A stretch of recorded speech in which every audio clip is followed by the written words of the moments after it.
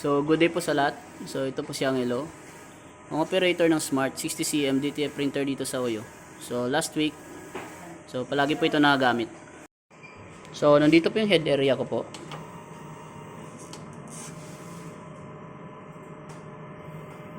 So, panatilihin po natin malinis yung area na to. So, nandito po yung waste tank ko po. So, kakadispose lang nung Sabado. So, nandito yung AVR. So, tsaka yung ground. So, yung ink system naman po. So, tama lang.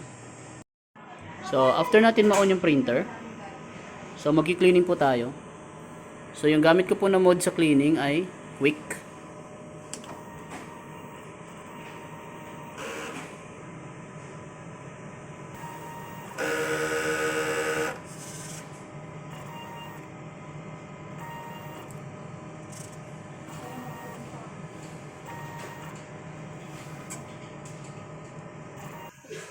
So, after natin mag-cleaning, so, mag-nozzle test po tayo.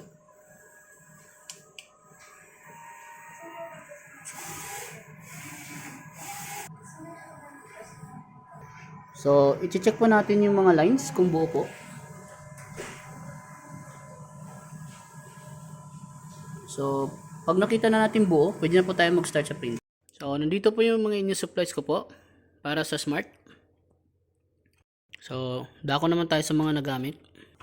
So, last week, so nag-consume po ako ng isang white powder at isang 60cm DTF film. So, punta naman tayo sa output. So, last week, so nakapag-run ako ng 103 meters. So, nandito pa yung checklist. So, para naman sa Smart, so yung week 2, updated naman po siya.